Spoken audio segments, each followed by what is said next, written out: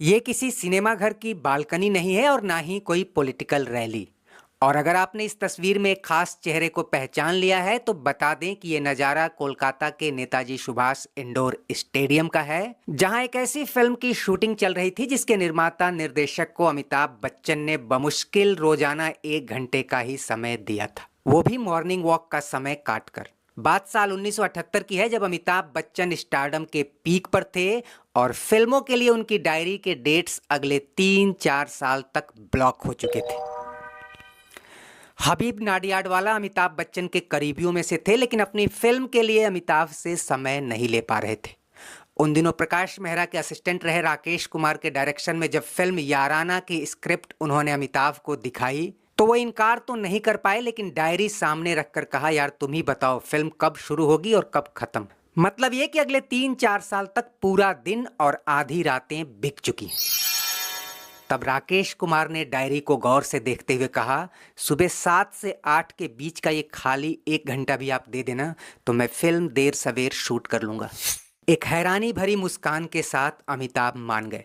Shooting शुरू हुई और जैसे जैसे फिल्म आगे बढ़ी तो अमिताभ ने कहानी और मेकर्स के डेडिकेशन में दिलचस्पी लेनी शुरू कर दी। उन दिनों एक कहावत थी कि जिस फिल्म में अमिताभ का मन लग जाता था वो बहुत हद तक उसके कई कंट्रोल अपने हाथ में लेने लगते थे। उन दिनों के दिग्गज फिल्म मेकर्स को भी कोई खास आपत्ति नहीं होती थी, तो फिर राकेश कुमार जैसों के लिए तो ये फायदे का ही सौदा था।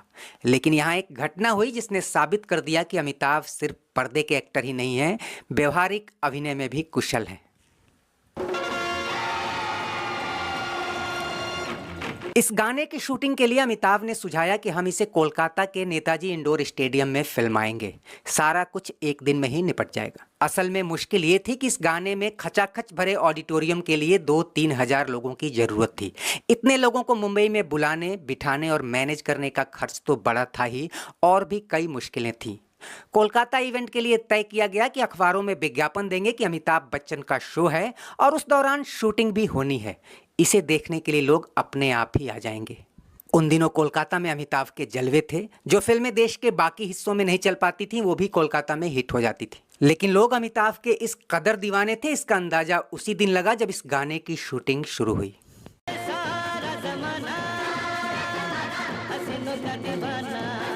स्टेडियम की कैपेसिटी मात्र 12,000 थी, लेकिन 15,000 से ज्यादा लोग उसमें घुस गए। भीड़ बढ़ती जा रही थी और उसे कंट्रोल करना मुश्किल हो रहा था। हालांकि इस घटना के बारे में न्यूज़पेपर्स की क्लिपिंग्स देखें तो भीड़ 50,000 तक बताई जाती है। लेकिन चूंकि आप तक हर बात प्रामाणिक तरीके से पहुंचे तो हमने इस घटना का विवरण अमिताभ बच्चन की एक बायोग्राफी से उठाया, जिसे आप खुद पढ़ लीजिए। इसमें लिखा है कि भीड़ इतनी बेकाबू हो गई कि एक अति उत्साही युवक को पुलिस ने पीट दिया।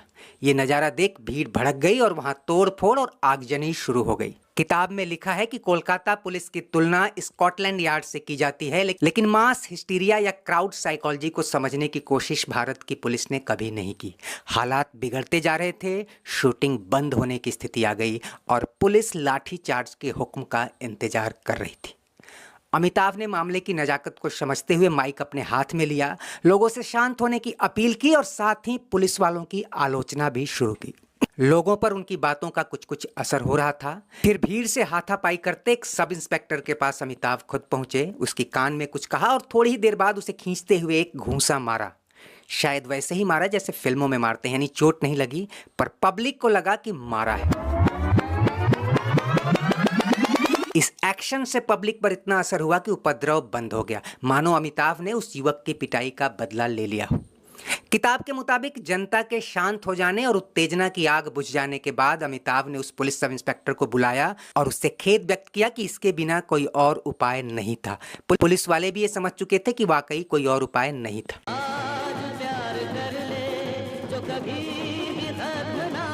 बहरहाल पब्लिक अनुशासित हुई तो गाना आधा अधूरा शूट हो गया, लेकिन अगले दिन फिर ये झमेला उठाने की हिम्मत किसी में नहीं थी। और उसी दिन एक और मुसीबत स्टेडियम के बाहर इंतजार कर रही थी। अमिताभ और फिल्म की हीरोइन नीतू सिंह बड़ी मुश्किल से बाहर निकले और एक कार में सवार हुए कि भीड़ ने उन्हें चारों ओर से घेर लिया और कुछ लोग कार के ऊपर भी चढ़ गए। कार स्टार्ट होने का नाम न ले। ड्राइवर, पुलिस और कई सहयोगियों ने आधे घंटे की मशक्कत के बाद बताया कि कार खराब हो गई है और कहते हैं कि तब उसी भीड़ ने हीरो हीरोइन सहित कार को उठा लिया, मानो उन्हें होटल पहुंचाकर मानेंगे। ये थी अमिताभ बच्चन की दीवानगी। लेकिन कहानी में असली टर्निंग पॉइंट तो अब आना है दोस्तों। होटल में पता चला कि हीरोइन नीतू सिंह रो रही हैं। क्रू मेंबर्स ने बताया कि वो मुंबई लौटने की जिद कर रही हैं। स्टेडियम में हुई घटना का शौक था या कुछ और। अमिताभ ने उनसे पर्सनली बात की तो पता चला कि मंगेतर, ऋषि कपूर और घर वालों की याद आ रही है और फोन पर भी उनसे बात नहीं हो पा रही। वो हर हाल में मुंबई जाना चाहती थी। जो भी हो, उसी रात अमिताभ और टीम के कई और मेंबर्स नीतू को लेकर मुंबई आ गए।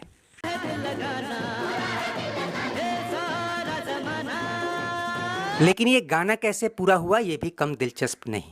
अमिताभ ने राकेश कुमार से कहा कि हम एक बार फिर कोलकाता जाएंगे और उसी स्टेडियम में गाना पूरा करेंगे, लेकिन इस बार पब्लिक नहीं होगी। फिर कैसे? गाने के अगले हिस्से को रात के अंधेरे में डार्क थीम में फिल्माया जाएगा। अमिताभ का ही आइडिया था कि उसी साल रिलीज हुई हॉलीवुड की फिल्म द इलेक्ट्रिक हॉर्समैन के रॉबर्ट रेडफोर्ड की ड्रेस को फॉलो करेंगे और इलेक्ट्रिक लड़ियों की यह खास जैकेट अमिताभ के लिए बनवाई गई। रात में स्टेडियम में कोई नहीं था, लेकिन कुर्सियों पर कैंडल जलाकर ऐसा इफेक्ट दिया गया कि मानो वो खाली नहीं है। आज का समय होता तो ऐसा लगता जैसे पब्लिक अपने मोबाइल का फ्लैश लाइट जला रही हो। सबसे बड़ी बात यह कि गाने के इस पार्ट में आपको नीतू सिंह दिखाई नहीं देंगी, क्योंकि वो आई ही नहीं थी।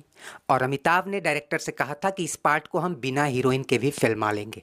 और पूरा गाना देखें तो किसी को भनक तक नहीं लगी कि इसमें इतना बड़ा एस्थेटिक या लॉजिस्टिक गैप था। एक और दिलचस्प बात अमिताभ ने केबीसी में शेयर की थी कि उस समय टेक्नोलॉजी बहुत एडवांस नहीं थी और मेरी जैकेट में जो लाइटें लगी थी वो तार से कंट्रोल हो रही थी। और उन्होंने मजाक में या सच्चाई में कहा था कि मैं उस समय जो डांस कर रहा था ना, वो असल में बीच बीच में लग रहे बिजली के हल्के झटकों की बदौलत था। मेरे मन को किया तूने क्या इशारा। खैर, इस फिल्म की एक और खासियत ये थी कि इसके म्यूजिक ट्रैक में कोई फीमेल वॉइस नहीं था। सभी गाने किशोर कुमार और मोहम्मद रफ़ी ने गाए थे और शायद ये उस दौर में अमिताभ की ही नहीं बल्कि बॉलीवुड की एकमात्र फिल्म रही होगी जिसके गानों में फीमेल वॉइस नहीं थी। फिल्म याराना की कहानी बचपन के दो दोस्तों की थी, एक गरीब किशन और दूसरा अमीर बिशन। बिशन का मामा और उसका ममेरा भाई उसकी पूरी दौलत लूट ले जाते हैं। बिशन चाहता है कि किशन बहुत बड़ा गायक बने और इसके लिए वो अपनी कोठी और अपना पानी का जहाज गिरवी रखकर उसका शो कराता है। हालात बदलते हैं, बिशन की मानसिक हालत खराब हो जाती है और खलनायक अपने मंसूबों में कामयाब हों इसके पहले ही किशन के हीरोइक एक्शन शुरू हो जाते हैं। मुंबई में, भोपाल में, कलकत्ता में, नेपाल में, अमीर में, कंगाल में, चुम चुम तक चुम चुम तक। अमिताभ के टाइट टाइम शेड्यूल में याराना को बनने में करीब 3 साल लगे थे, लेकिन ये 1981 में पर्दे पर अमिताभ की आंधी लाने वाली करीब आधा दर्जन फिल्मों में शामिल थी और बड़ी हिट साबित हुई। नसीब, लावारिस, कालिया और याराना, ये चारों फिल्में उस साल की टॉप 10 ग्रॉसर फिल्मों में थीं और चारों का कारोबार उस साल रिलीज हुई 50 से ज़्यादा फिल्मों के बराबर था। फिल्म के परफॉर्मेंस से खुश होकर अमिताभ ने राकेश कुमार के साथ एक और फिल्म चार्ली शुरू की जिसकी हीरोइन पद्मिनी कोल्हापुरी थी। हालांकि 1982 में कुली हादसे के बाद ये फिल्म डिब्बा बंद हो गई। इसकी भरपाई के तौर पर अमिताभ ने राकेश कुमार की एक और फिल्म कौन जीता कौन हारा में गेस्ट अपीयरेंस देकर उस फिल्म को लाइमलाइट में ला दिया था।